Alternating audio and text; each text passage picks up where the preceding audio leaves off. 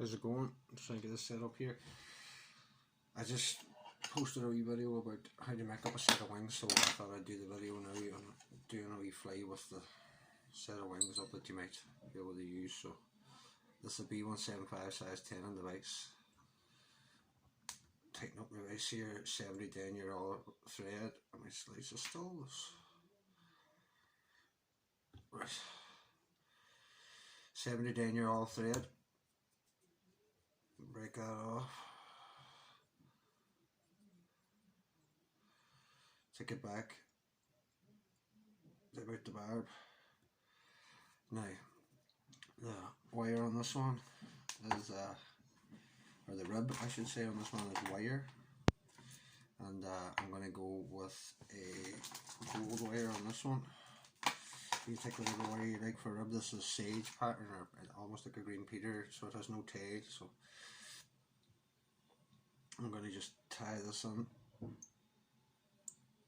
come back down the body just to make sure this is well tied on. And normally with a normal wet fly you would tie the tail on first, not the tag, but as I say, this is sort of along the lines of a green Peter or a sage. It's just more or less to follow up the video. I was asking how I do my wings on my Peters and on my wet flies, and this is how I do it, so I thought I'd do a video with them to show the tying of the fly, because it would take a long time to do both on one video and it would be way too long, be 10 or 15 minutes long. So this fly is basically very much like a green Peter, red Irish green Peter's got a little bit of red seeds for a tag, bit of a claret I mixed in along with this red as well, just to darken it down a wee bit. Just a few different colour patterns I like to do, don't just always like to stick to the same. And then the next would be, you could put on olive green, which is what I'm going to do here, or you could put on, I like also Highlander green.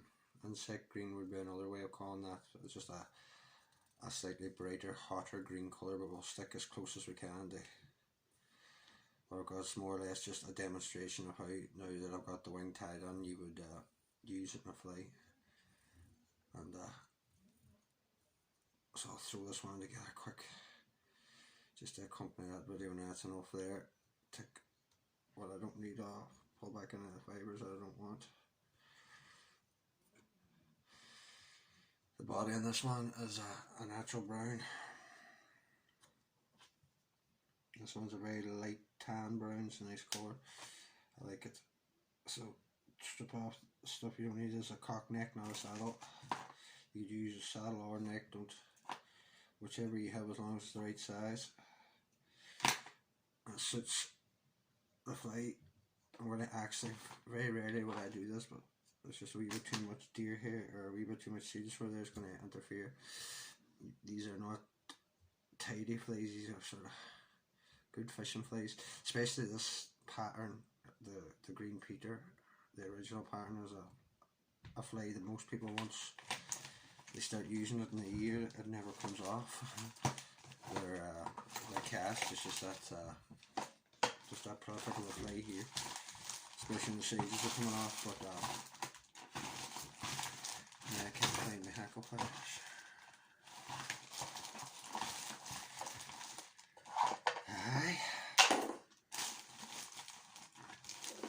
So we'll continue on regardless. We don't need hackle pliers. Take 2 turns at the top and then just start travelling down the body as best you can, spacing them out as evenly as you can. Don't get too caught up if they're not all pointing in one direction. You can fix that afterwards, especially at the head of the fly. You can definitely fix that afterwards. So I'm going to come around 1 full turn behind the hook, behind the body, just for a wee bit of protection on this one. And then I'm going to come cross over my rib and just come up even spaces, or as best you can, even spaces. The last turn of a hackle, come up through it, pull everything back, keep the rib at 12 o'clock, keep a tension in your thread, bend the wire to the side and tie it on. Make sure all the fibres are back, bend and worry away your wire. And anything is pointing forward at this stage, we'll get it back. Now I made the little wing just previously there on another video that I'll post up. How to make them wings. This is a couple of minutes for me to make the wing. As I say, it's almost as long as me tying the fly. So these wings have been made up of 2 slips from either side of a hen pheasant wing feathers, but I've taken 2 slips from the left hand side and 2 slips from the right hand side and stacked them on top of one another, so that's 4 slips. So this is basically how I do my wings. Now I like them to be about the back of the hooker, even a wee bit past wouldn't bother me, so I size them up by using my finger, and then you can sort of pull them back, move them back and forward whatever length you want. So I like them about there. I come down, fold them over the hook, don't crush them too tight. I'm going to make sure that this bottom part is as level to the shank and as close to the shank as possible before I start the pinch and loops. So when I do one pinch and loop, the most important thing before I tighten down here, these fibres can move, but the fibres that I'm pinching behind cannot move. So you cinch down and let them move, but not the ones behind. Do not let them move. Keep that pinch and loop tension there. Come up with another wrap. Don't be too tight. And then slowly tighten down. And then check your wing set. See what it's like.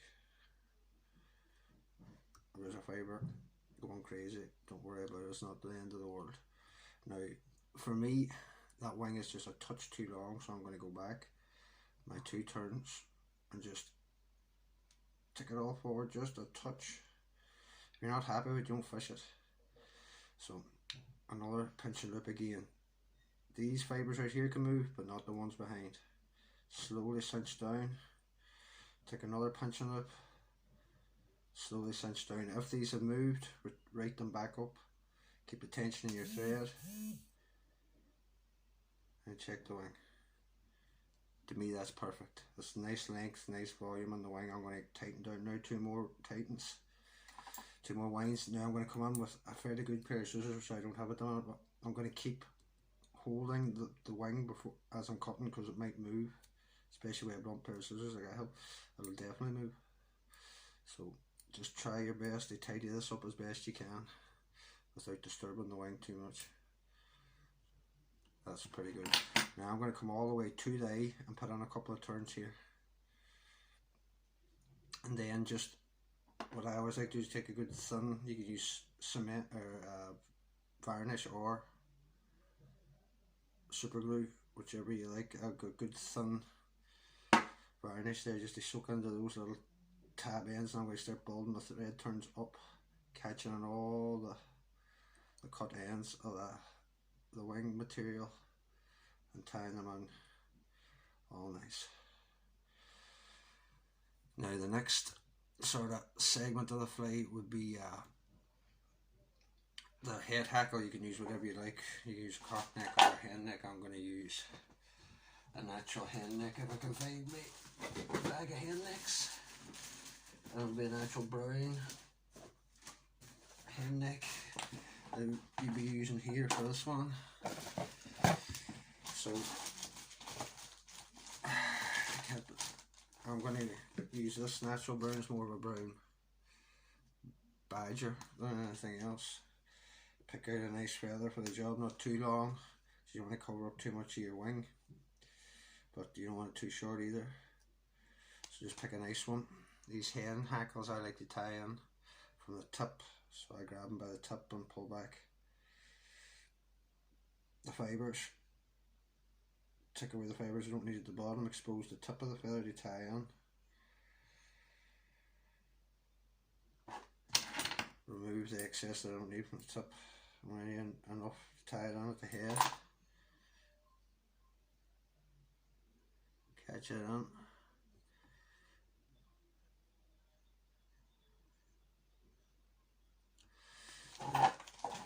See if you can find a hackle place for this one.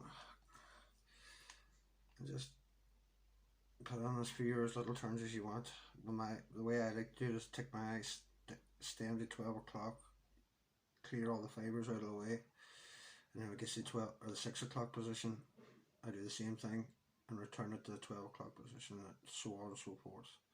So get the 12 o'clock, preen everything back out of the way, get to 6 o'clock, release the fibres, and just so on and so forth. Pull everything back out of your way, try your best not to stack all the wines on top of one another or catch too many fibres as you're going forward. Sometimes you'll just have to work around with the hackle and just get it as you like. See, this one's getting caught just a few too many turns, are pointing forward. Sometimes if you go back, the hackle wants to sit a little bit better for you.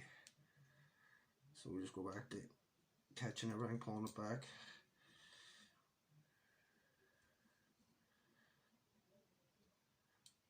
And just keep on keeping the fibres all in line as you go forward. 1 or 2 is always going to not want to play ball, but it's not the end of the world. So get everything back on that last turn, catching my stem. Get a couple of tight wraps right on it. That back of the stem is just a little too thick. Normally I would want to bend back my hackle, but this one's just a little too thick. So I'll trim it off real close. A few turns back up towards the head of the fly, and if I can find the whip finish, throw in a whip finish, and that's that little fly done. As I say, I'll do a separate video on the wings, because it takes 3 or 4 minutes for me to explain what I'm doing. I'm doing everything with the wing, and then I did this wee video to show you how I would use the wings then on a pattern. But it's basically a good wee one to have in your box here in Ireland, and anywhere where there's wild trout and lochs, lakes, still water. We call them lochs here in Ireland. In Scotland they call them lochs too. So there's a great Irish wet fly there, green Peter. Some people just would not be without this once they start taking these, and once they start fishing them, that's it. It's on from year round. So I hope that helps somebody out, and 2 good wee videos of somebody just starting out, so I hope that helps.